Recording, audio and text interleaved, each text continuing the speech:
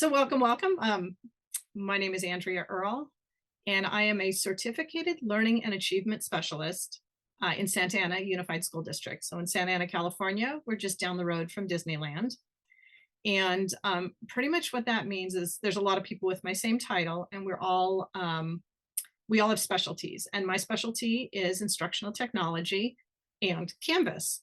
So I will give you a copy of the whole slide deck when I'm done, and I will put it in the show notes for anyone who's watching this later. This is how you can connect with me. It is my 40th year teaching, and I am a Canvas certified educator and Google certified trainer and blah, blah, blah, blah. But what I'm most proud of is that it's my 40th year teaching, and I'm still a fresh teacher. I don't feel, I'm not burned out. I'm not ready to retire. And it's because I'm always trying new things with my students and now with the staff that I support. And a few years ago, well, back in 2015, our district decided to adopt an LMS, and several of us piloted different ones. The one I piloted that I liked, we did not pick, and I'm very happy for that, because Canvas has turned out to be fantastic. Then also a few years ago, I was introduced to EduProtocols, which are student-centered lesson frames. And that was just like, wow, another way, something else to try, and a new way to look at engagement with my students. So meshing the two together seemed like the natural fit, and that's what I'm here to share with you today. So my objective is to show you how to create engaging lessons and then deliver them through Canvas. I've got 3 EduProtocols that I'm going to share, and then of course I'm going to show you how to implement them, or at least my workflow. I am introducing you to 3 basics, so if you've been using EduProtocols a while, you're probably familiar with these, but I wanted to make sure newbies kind of get a good taste. So we're going to start with a game. So I'm going to put a link in the chat, and we'll just start with this game, which went somewhere. Dun, dun, dun.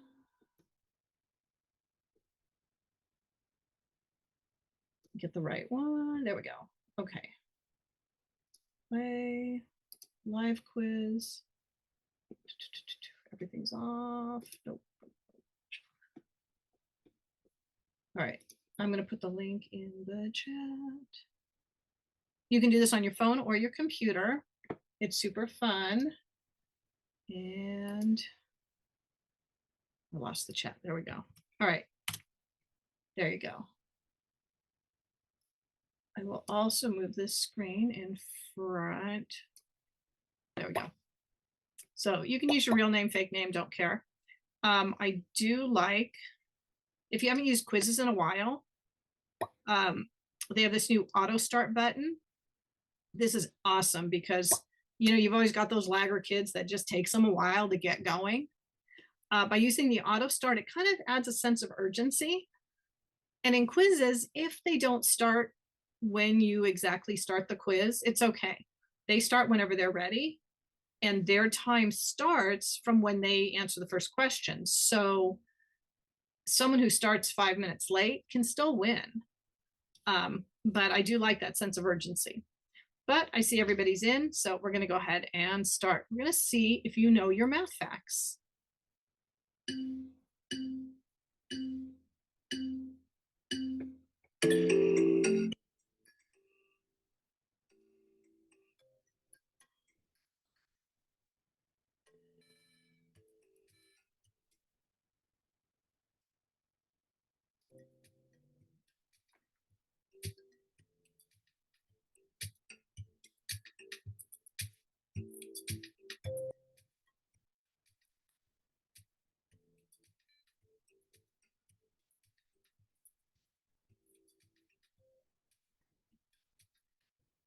And no cheating.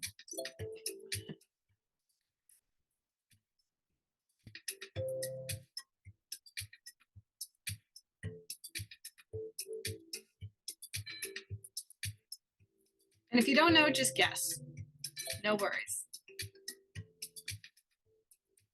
This is only our first go at it, so guessing is fine.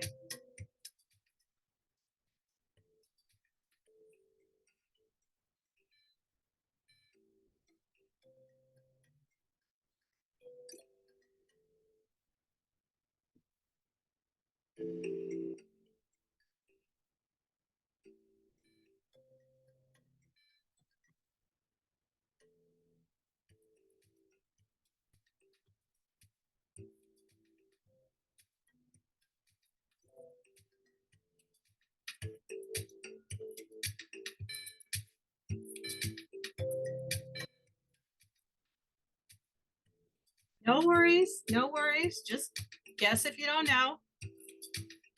It's just the first repetition. But by the end of this session today, you're going to know these answers. So.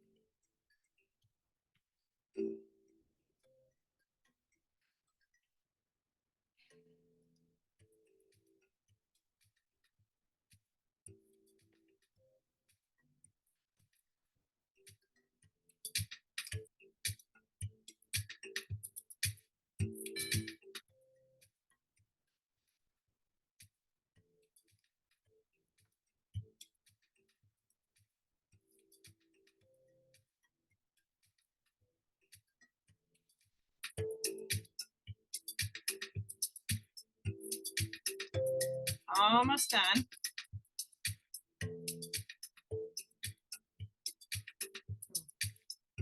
All right, I think we're done now. All right. All right, let's check out those scores. Is everybody really happy? Class accuracy, 25%, we're all good? We'll go home now? You know, that's your grade, everybody? No, of course not. But what I love about quizzes is I can click on the questions and now I can see which questions more students needed support with. So for example, the word hundred comes from the Norse word hundredth, which really means 120. In a room of 23 people, there's a 50% chance that two people have the same birthday. That is true. The only number that is spelled with letters arranged in alphabetical order is 40. And you could have written 40, F-O-R-T-Y, capitals, or the digits would have been fine. How about from 0 to 1,000, the only number that has an A in it? And the answer is 1,000. So some of you put 1,000, but 1,000 is a place value, not a number. 1,000. All right. How about the only number in the English language that is spelt with the same number of letters in the number itself? And the answer is 4, F-O-U-R. Every odd number has an E in it. Most everybody got that. That is true. 0 was not represented in Roman numerals. Everyone got that. Good job. And then this symbol for division is called the obolus. O-B-E-L-U-S. Obolus. All right. All right. So if we play again, how many people think they could beat their score? Okay. All right. Let's do it. Where'd I go? Gotta open this back up. Hang on. There we go. All right. Let's go back to the live quiz, the live dashboard, and let's do it again. So your job is not to get 100%. Your job is to beat your previous score. And if you stayed logged in, you should still be logged in. Oh, we got to have our little party. All right, so far Aaron's in first this time. And I think you're covering the button. There we go. Come on. All right, we're going to replay. And what's cool is I can see what everybody got, but I can also see the questions here if I want to. And this is actually the screen I show my students, and I show them the answers, and then we talk about it. But we already did that. So let's replay. So your job is to beat your score. Go. Go. There we go.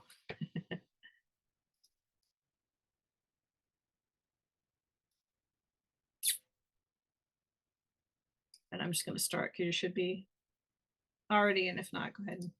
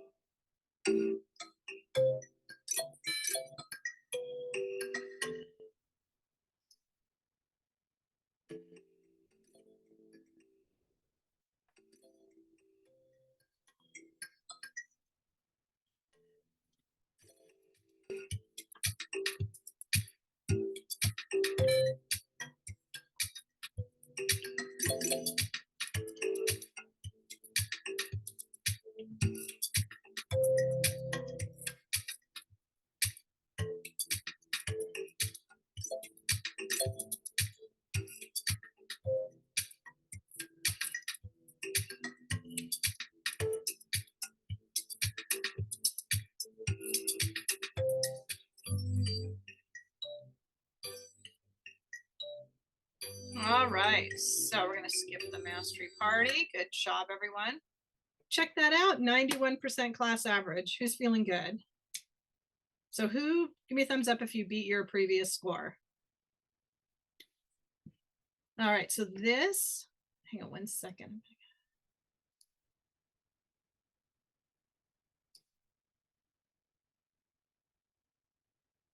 All right, so this strategy is called Fast and Curious. Whoops. I don't know what happened here. Oh, shoot. Give me a second. We're just like restarting. I don't know what happened here. Oh, because I cleared my cache and cookies.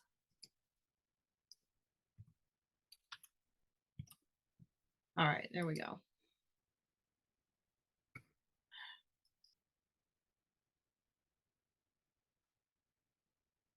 Yeah, it's coming. All right. So I'll keep talking. So this is based on the Fast and Curious EduProtocol. The whole point is students need repetition. Students also need to build a growth mindset. So many of our kids, you know, it's a one and done. They don't get it and they move on. They don't care. They're not thinking about it, right? They don't see the point or the urgency. So the strategy really builds in that growth mindset. Here's the little workflow. One repetition, just cold, just like I did it with you, no preparation, immediate feedback, and then one more rep. And you're going to see growth. Maybe not quite the growth that you guys had, but you're going to see growth. But then every day for a week, you keep repeating the same quiz.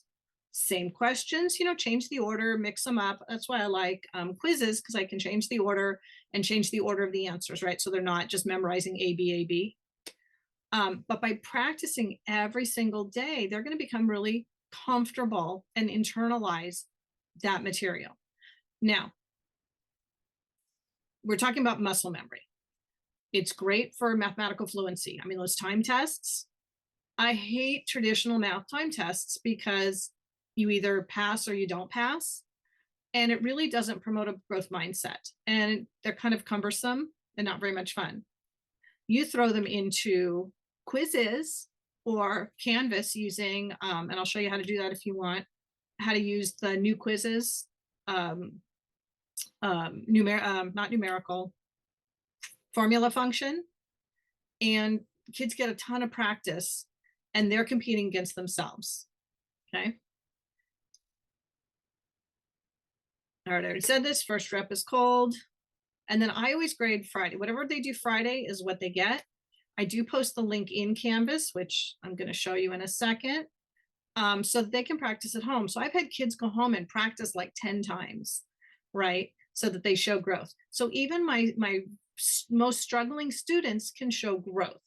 You know, maybe they're not going to get an A. Maybe they're not going to even pass what we typically call passing at, 70, 75%, but they're still going to show growth because of the repetition.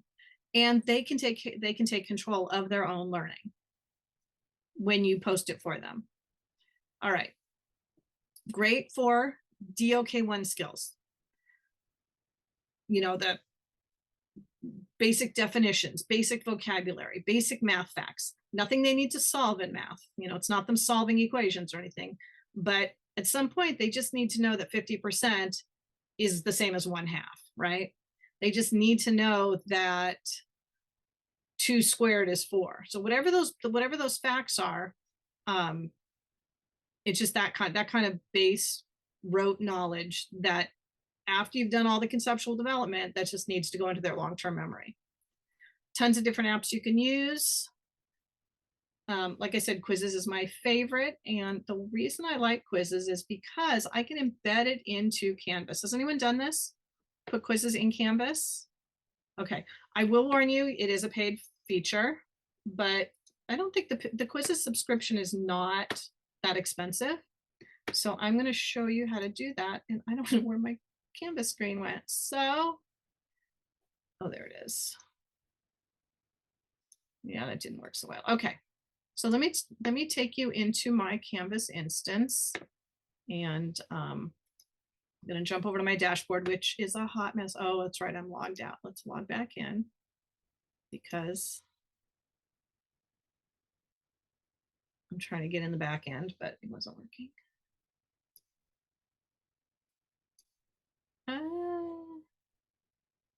I'll cut this part out of the recording.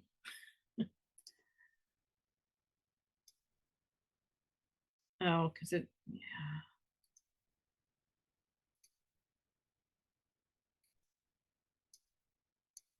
Sorry. I don't care that Google's getting a new look. The sign-in experience is fine with me. All right, now I gotta go to our.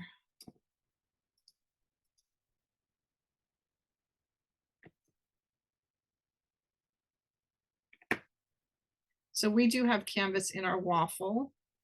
Well, it's a little problematic with single sign-on. There we go.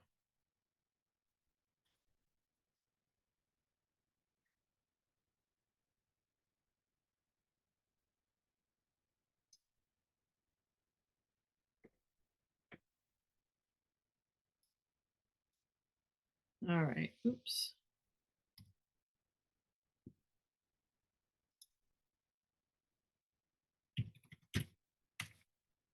All right, so I'm going to go into my sandbox. Everybody should have a sandbox so you can play, right? Because, you know, kids play in the sandbox, and if things don't work out, you just, you know, wipe it away and start over, which I appreciate.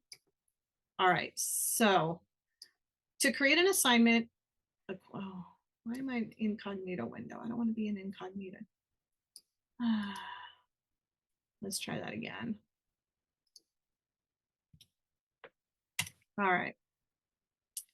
All right, here's my quizzes. I did sign in with my my Gmail, my Google account. And I guess I'll be doing it again.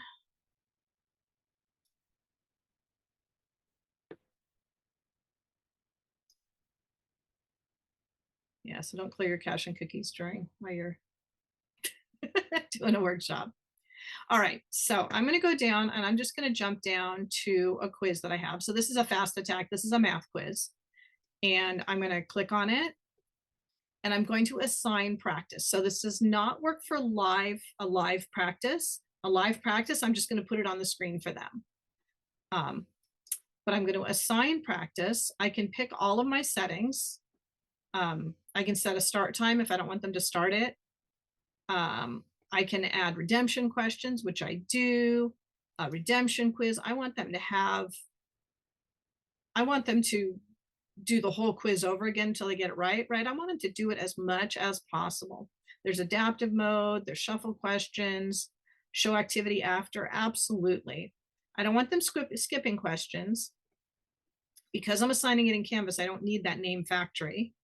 Leaderboard, play music, memes. I've got my little panda memes here. Now I'm going to hit assign. What I need to do now, and this, remember, this only works if you have a school district subscription to Canvas, to quizzes. If I don't have a school subscription, I'm literally going to take this link right here. I'm going to copy it and I'm going to paste it into an assignment or a page. That's it. But because I do have a school subscription, I click on the Canvas icon. I pick the class I want to assign it to. And if there's no classes here, I would hit manage classes and I can add them. And it's going to show me all of my Canvas courses that are active. So I could do it to any of them. But I'm going to do it to my sandbox. Oops. And I already have that sandbox. So I'm going to go back to all class. I'm going to go back. I could also pull up any other classes. So if I hit the Canvas button here, it's going to sync and all my new classes are going to show up. So I do want to assign it to this class. And that's not what I wanted to do. I can manage the roster. So if kids come in and out, you do kind of have to update the roster, but it will sync. All right, let me go back a few screens now.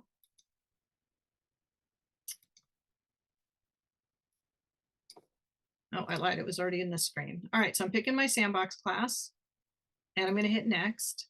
And now I can do a title and this will populate in Canvas. So I always put the word quizzes so the kids know, and a description.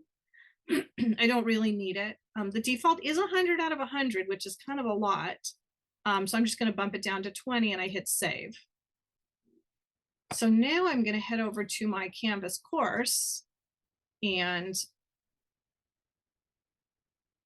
I want to add it to this module. When I click add, it's an assignment. So I do need to slide down. Remember, I called it quizzes, so it is alphabetical. And since this is my sandbox, there's a ton of stuff in here. Come on down. Quizzes integration. It's calling it quizzes integration. Well, let's try that. I don't know if that's what it called it. We'll see if that's it. I don't think that's it. Maybe. Usually gives it the name. No, that didn't work. I thought I saw one in the middle that was quizzes. So did you? Maybe there was an extra space in there or something. All right, let me look. Maybe. There's so much stuff in there. I actually created this module. Let me get rid of this so I don't remove it. Let me remove it really quick. Wow, I'm super slow tonight. I don't know why. I have really good internet. All right, let's just add. All right, we'll look again. You'll stop if you see it.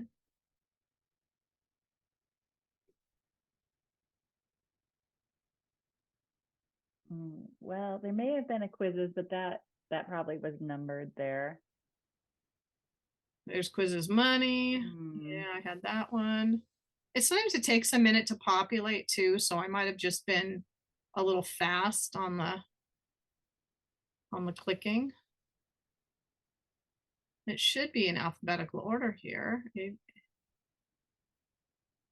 There it is. Yeah, it just took a little while. I was a little bit slow. I mean, I was a little bit too fast. All right, so I grabbed the assignment. Here we have quizzes adding integers. It does come in automatically published, so be careful if you don't want it. But now I can edit this assignment. I can add directions, I can add a video, I can add images. Just don't change this right there. That's what connects students to quizzes. And when they complete the quiz, it populates in the Canvas gradebook. So as long as you don't do that, you could edit any of this stuff you want, you know, make it pretty, add your headers and footers and whatever.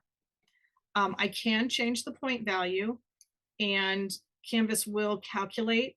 So if I change it down to 10, it'll take the 20. I think it'll take the 20 and go down to 10. It does say website URL, but don't touch that.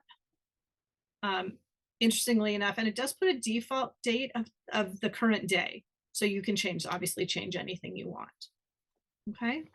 If they take it multiple times, does it show up multiple times in the grade book as well? No, it keeps, if they do the same one, it just keeps overwriting the same grade. Okay. Which is nice. But that's interesting that it's just a link that essentially you could make. Yeah, it's not very fancy. We do not have Quizzes Premium, and it bothers me, you know, it's like, oh, the Canvas integration would be nice, but I don't know how impressed I am because, anyway. You know what? This is a wonderful platform, but just that link there isn't that impressive. No, but you can change everything. So, you know, I'll put a header in here like a quizzes banner, and I'll, you know, test your knowledge and beat your score. And I'll maybe even put a video reviewing whatever the topic is that we're doing. So I taught math for, you know, the last 20 years. So I'll put in, you know, whatever that topic is, just a quick, for middle school, I loved Math Antics. He had great videos, and I would just put a video in there so they could watch a video and then play the game. Just to make it more engaging, but it would just save some steps. All right, questions about that? So I'm going to show you the grade book. If I go to SpeedGrader, I don't want to go to SpeedGrader on this one though, because I can't log into my test student account. So I'm going to just go to the grade book and show you a quiz that I did as a student. Quizzes. It was not that one. Was it money? It was, what did I do? Oh, math facts. It was the math facts one. Or not. Oh no. Oh, there it is. So you can see the student got 17.5 out of 20. So it does populate the grade book, and I do appreciate that. One less, you know, thing that I have to copy or remember. But as I said, the other way that I've done this is I've built these directly into Canvas. So, oops, let me go back and show you. I'm just going to jump to my quizzes. Oops. And show you that we called them fast attacks. And what I did is I used the formula function in, oh, there we go, build. Wait.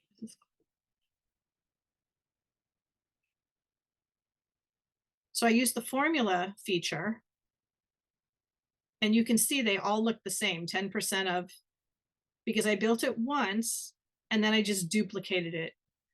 But let me just show you behind the scenes here. I'm going to hit edit, and you can see my formula. So students were learning 10%, 100%, 1%, 10%, you know, just the idea was they just mentally need to move the decimals and know which way. So by using a formula question, I said, what is 10% of X? And I used those, they're the accent marks. They're above the tilde on the top left-hand corner of your screen, of your keyboard. And that puts the variable in. And then I chose what I wanted for X. and I decided I wanted X to be anywhere from 0.25 all the way up to 452. And I wanted to have 2 decimal places. I then put the formula, which is X times 0.1, right? Because that'll give me 10%. Because you can't put fractions in the formula, but you can put decimals. I said then I want 200 possible problems. And then when I hit generate, look at all these different problems. So students practicing are going to get different numbers every single time they play. And then I simply duplicated this question 5 times. So they're going to get 5 questions that ask them for 10% of a number. Does that make sense? Any questions there? So we built these out as a math team, as a middle school math team, and we shared them throughout the district. Unfortunately, we can't share them across instances yet, but I understand that's coming with new quizzes to share across instances. And as soon as we can, I will put them in Commons. But really, once I had it built once and I had all my directions, and I said they had 4 attempts here, but did I care if they did it 10 times at home? You know, what do I care? I don't care. Gee, you want to do more work? All right, so that's, whoops. That is Fast and Curious. Any questions about Fast and Curious? So how many people have done Fast and Curious or used it? Oh, good. Aaron's done. Oh, good. I went into an 8th grade social studies class a couple weeks ago, and I did it based on the vocabulary that she was going to. Her lesson was write down the vocabulary words, look up the definition, write it in a sentence. So boring, so time consuming, and honestly, not a lot of bang for the buck.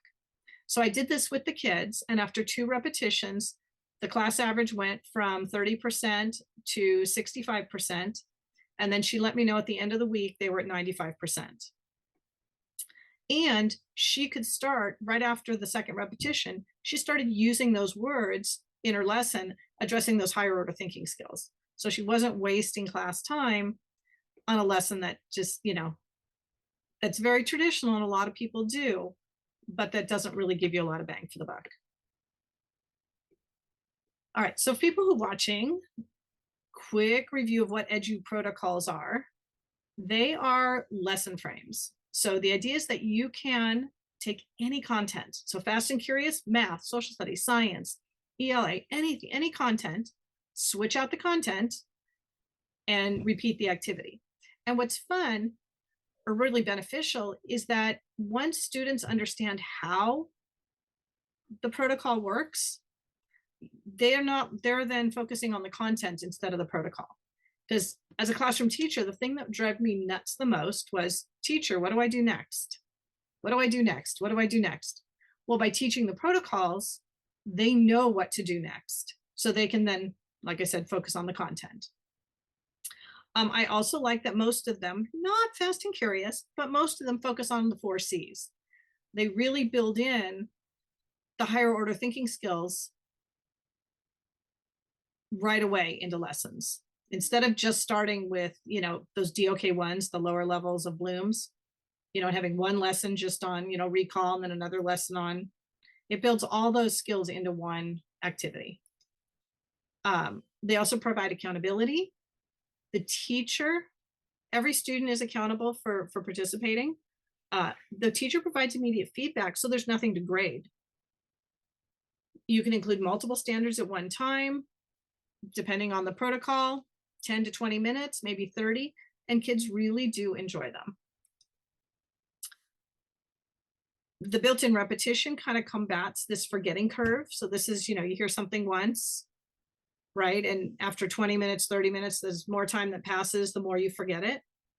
But with protocols, because you're repeating the same content and framework multiple times, there's less forgetting, right? All right, questions? All right, let's move on to the next protocol, which is called thin slides. Who's used thin slides? Okay, I'm preaching to the choir here. All right, well, let's just do it for fun. And that's not it.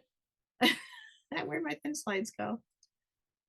Oh, it's because, yeah, let me refresh. Oop, wrong account, log in again. So thin slides is fun because every student has to talk. In thin slides, you get a topic, and then every student needs to come up with a word and a picture, but then they need to share their thinking. And this is really fun. I guess since you've done it before, maybe we won't do it right now. But if I said the word canvas, oh, let's just do it for fun. I'm going to give you the link, throw it in the chat. So super quick, I'm not going to give you 3 minutes. If I tell you the word canvas, I want you to grab a slide, any empty slide, put your name on the slide, and then think of one word, and then find an image that comes to mind when you think of canvas. Just one word, one image. And notice if you see somebody else's little head on a slide, go ahead and pick another one. Yeah.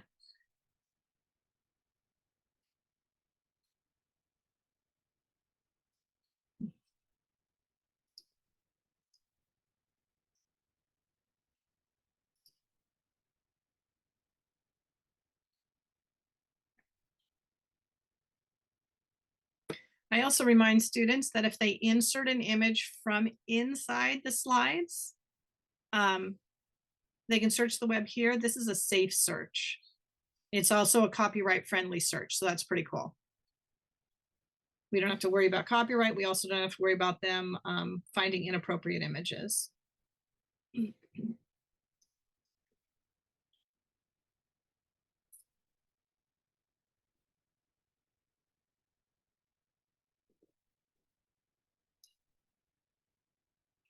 All right, one more minute.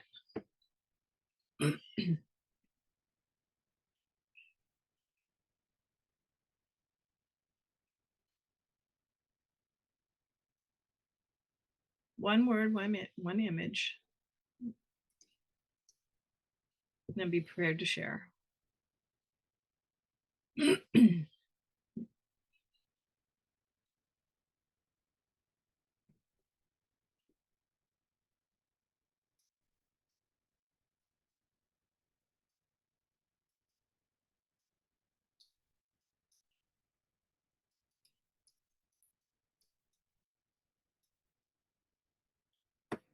All right, we're going to go ahead and share now. And so all I have to do for sharing is, well, I'm just going to bring your screen up. So let's just start. Kaylin, you want to go first? Sure.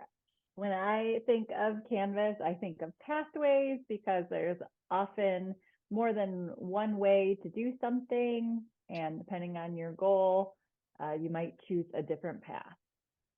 Awesome. All right, Erin. I think of my digital classroom, so my classroom, because sometimes that is my only classroom when I'm not face to face. And that picture is bringing everyone together. Awesome. Okay, so I go in a different route because I teach or I coach elementary teachers, and this is usually the face that I get, maybe not even so happy, when I remind them that they should be putting everything into Canvas. They don't love it like secondary teachers do. No, it is a little more challenging. It's a different experience. All right, and Chris. I said Canvas or I used adaptable because I feel like you can really do whatever you need to do in Canvas as far as like how you structure your materials and create pathways and use the modules and all that other kind of thing. Absolutely, absolutely. So the thing I love about thin slides is that everybody shares. And that's a really important part of the protocol. I was doing a presentation for our superintendent's advisory committee, and we did a thin slides, and then people started sharing. And the person that was like facilitating the training, she's like, we need to hurry up and just have one or two more people. I'm like, no, no, no, you don't understand. The whole point is everybody shares.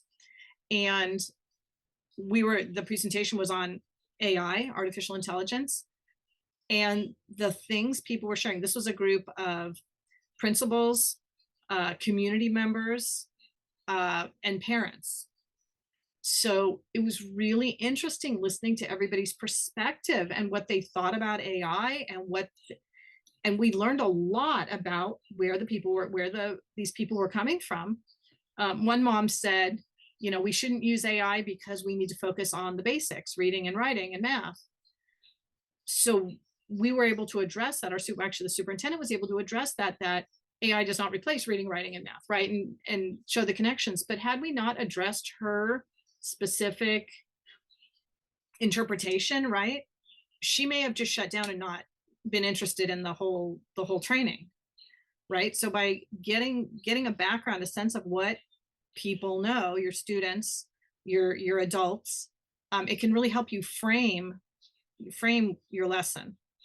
I do have some student examples, and then I'll show you an adult example of how I've used this. So, oh, okay, there's the recipe card, one word, one image, one slide, 5 minutes. So I do it to assess prior knowledge or just to get buy-in for whatever the topic is that we're doing. But after that, after students are used to thin slides, then I've used it to introduce vocabulary, or I've used it for formative assessment. Name ano ba eh?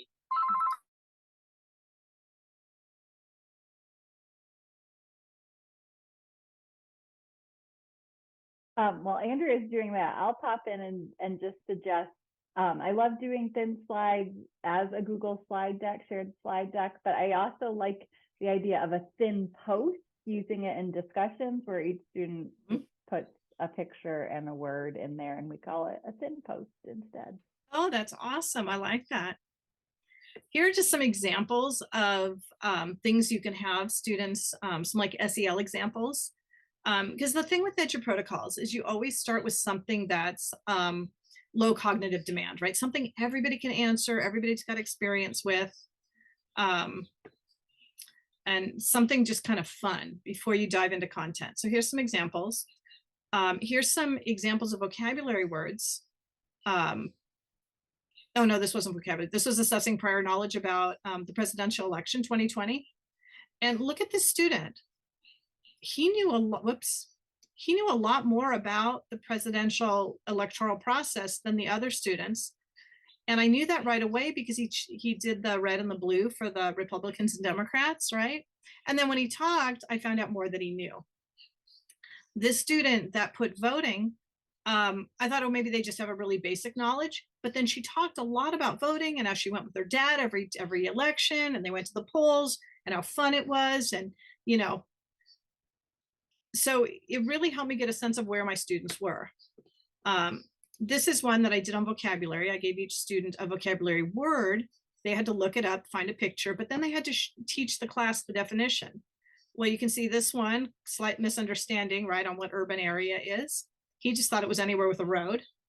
So, you know, we clarified that idea. Here's some other fun examples. And I love doing it in a discussion post. That's great.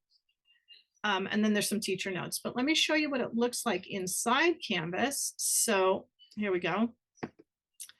I have, this was a PD for adults. I have my directions. I have the editable slide deck here. I have a link to it. And then I have the embedded deck. So we can flip through the embedded deck and see everything that's going on. But in Canvas, you can't click on this to make it editable. I mean, I guess technically they could go here and go to more and go to open an editor, but that's kind of a pain. So I just like putting the link. Makes it nice and easy and clean. So questions about that? Does everyone know how to do that? How to embed a slide deck? Okay. All right, so there's that. How about the Frayer model? Everybody use the Frayer? So, okay. So we're not going to do it, but I'm going to show you. It's a traditional Frayer has four, you put the vocabulary word in the middle, and it's usually the definition, a sentence, examples, and non-examples. But when John Carippo put the EduProtocols book together, he kind of reimagined the Frayer as a way not to just describe a word, but a concept or an idea. So the example I have for you is vacations or dream vacations. And I will put that in the chat, but just so you have the template. But the idea is that, and I'll just make this bigger so you can kind of see it. And this was the SEL topic, the fun topic before we actually got into content. Their name, a destination. And I said it could be real or imaginary or bucket list.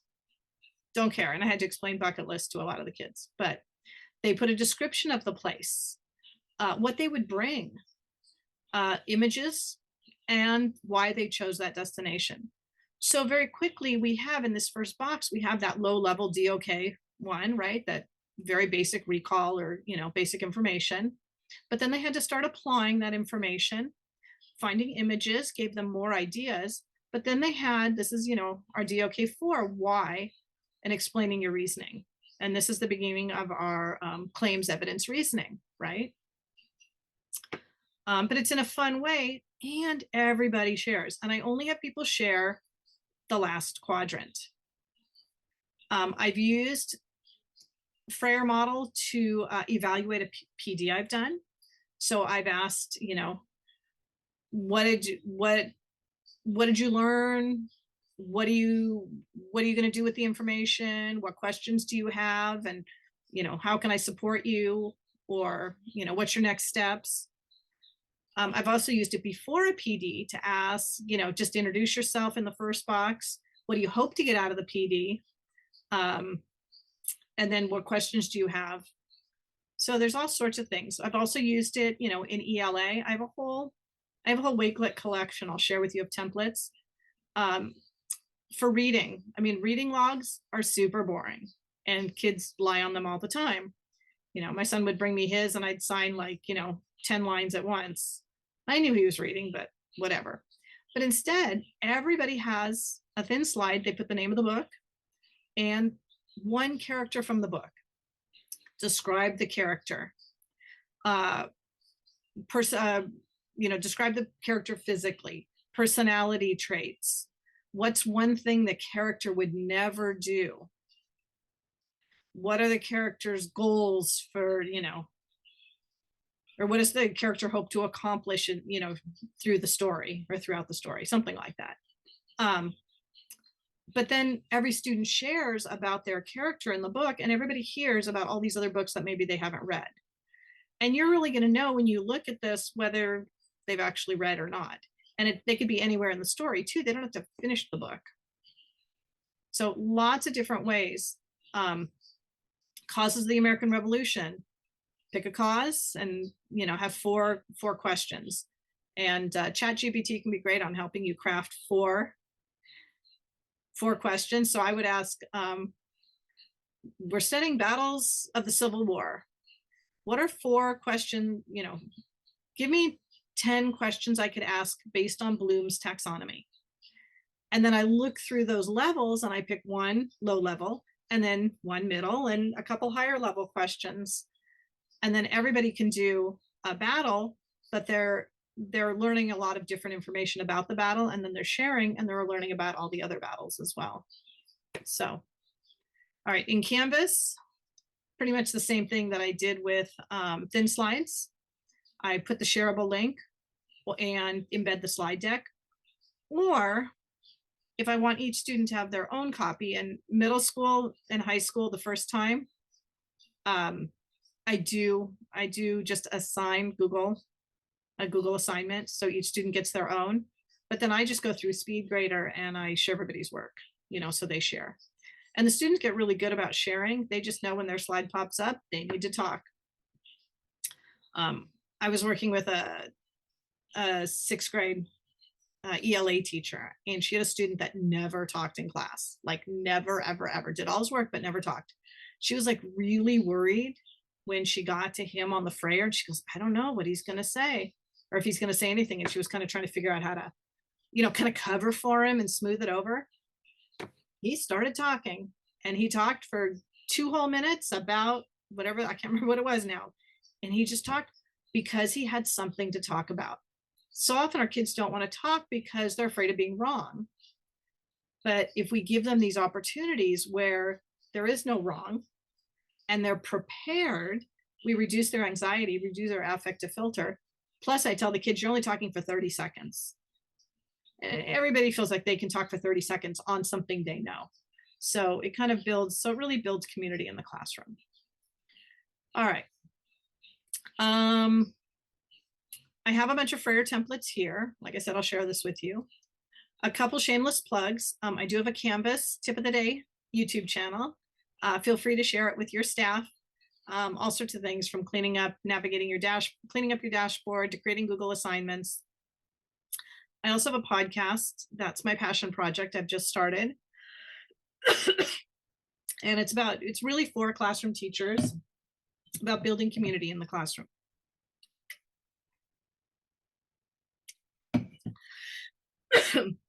I won't tell you it's super professional or super slick, but it comes from the heart.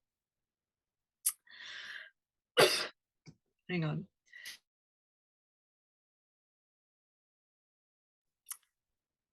So, any questions I can answer for you? Anything you want to know more about? Anything related to EduProtocols, or anything related to Canvas? I am a Canvas admin, so I do all the back end. We do a lot of our assessments through Canvas, like our district-wide Spanish placement test, our seals of biliteracy tests. So anything you want to know.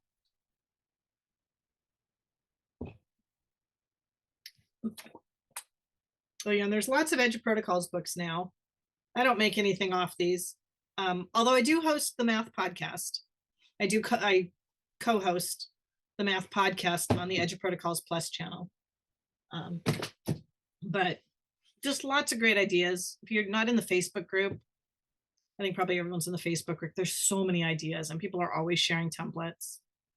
But questions, anything? No, everybody's good. All right, let me go ahead and stop sharing. I'm gonna stop. All right, so since you guys have all used EduProtocols, what's one of your favorites, and how have you used it inside Canvas?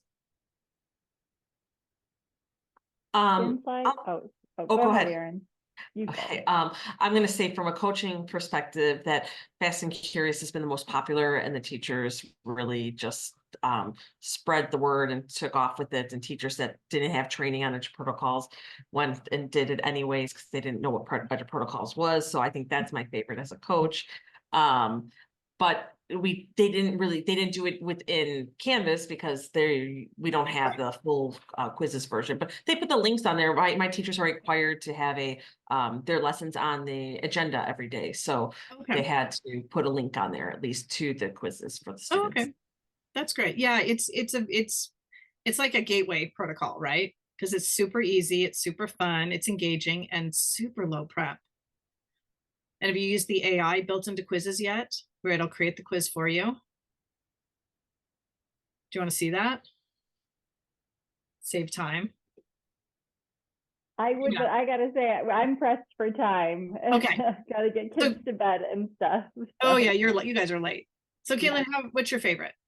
I gotta say thin slides, just because it is so versatile. It can be used beginning, middle, end of the unit, anytime. And then it's just so quick. And then I think that format helps them then jump into a Frayer or an Iron Chef or something like that. Thick slide that's a little bit more complex. Like I said, I like to use it in a shared slide deck like you showed, but I think an alternative, other than even the Google LTI, is the thin post, because it is pretty easy to just do the same thing of just posting an image and a word directly in a discussion post. That's awesome. Yeah, and they're all in one place. That's great. And then they're not messing with other people's work too by accident or on purpose. Stacia, what about you? I'm a coach as well, and yes, they love thin slides, and yes, they absolutely love Fast and Curious. I'd say my favorite probably has been Sketch and Tell, because it's kind of like thin slides but deeper. The way that we've used it in Canvas really is through the Nearpod LTI. Okay. So we pay for Nearpod in our district, and so we've had teachers just use it embedded that way, because it's something that kids are familiar with. It has the drawing tool within it. That's again, with elementary, we're really looking for tools that are simple to use. And while Canvas is missing some of those elementary friendly tools, we can get it through something like Nearpod. Absolutely. Yeah, we pay for Nearpod as well. Yeah, I love Sketch and Tell because it's a great way for students to share their thinking, right? Or to take notes on something. A lot of times we'll have students take a picture, do Sketch and Tell on paper, and then take a picture with their phone. Because if you use the Canvas app, you literally open the assignment, click, upload, and take a picture right there in it, and it's posted immediately. That's a good idea. That might be something that could be easy buy-in for the elementary. Yeah. That are really want to use paper, but still have to use Canvas. Yeah. Well, yeah, and there's a balance, isn't there, right? Between paper and digital. What I encourage, our elementary doesn't use Canvas, unless they want to. There's a few that do. But what I encourage all of my teachers to do is to post every single assignment, not elementary, the secondary folks, in Canvas, even if it's a paper pencil, even if it's math manipulatives, just the title and a short description, maybe an image or a video that supports that lesson, so that anyone absent can go back and look at it again later, right? If they have a handout that goes with it, I encourage them to upload it, because so when the student loses their handout, it's right there. But it also gives the teacher a running record of everything they've done, right, throughout the year and the order, so that next year, things are much easier. So, Chris, how about you? I haven't used EduProtocols formally yet. I was teaching online before I switched to my current position, and then I was just trying to wrap my head around second grade. And the students, the elementary teachers where I was, didn't really use Canvas. It's like their snow day, like e-learning day thing. But as far as using it, I didn't see anybody really using it. And this was a K2 building as well. So Okay. Yeah. I mean, the setup for elementary is different. Are they using the elementary interface? Do you know? I don't even know. My last day was December 15th, and then we didn't have any snow days before then. I helped them all get logged into Canvas because we sent their iPads home with them at winter break, just in case the second semester started with a snow day. But that was my experience with it. I mean, I used Canvas in my last job where I was teaching online a lot, but I hadn't integrated EduProtocols into that at all because it was not synchronous. It was asynchronous. Yeah, that's hard. Yeah, a couple of years ago, I had to open an online synchronous 5th grade class before the teacher was hired. And I had no idea what I was doing because I had no curriculum, and I found out, the day before school started. So I just EduProtocoled the kids to death. Every day we did an 8 parts. Every day we did a math rep. We did a thin slide. We did Fast and Curious. And then we did Mr. Knickerbocker for dancing, or Dr. Knickerbocker, something like that, for dancing. And that literally was my lesson plan for a week until I could figure out, what I was supposed to do and, get access to the texts and stuff. So it is kind of fun as a sub. So now when I sub, if there's no plans, I just pull out an EduProtocol. And actually Sketch and Tell is one of the first ones I pull out because I can do it paper pencil, since I don't have access to the teacher's class. And then I have blank slide decks that I just give, may have a bit.ly to that's already ready. And I can just give them the bit.ly And then at the end of class, I just delete all their work, and then I have for the next class I have to go into. So kind of to save, workflow. But all right, well, thank you everybody for sharing and for joining me today. I appreciate it. And hope to see you guys at InstructureCon Thank you So- so much. Bye. or future. Take care. Bye.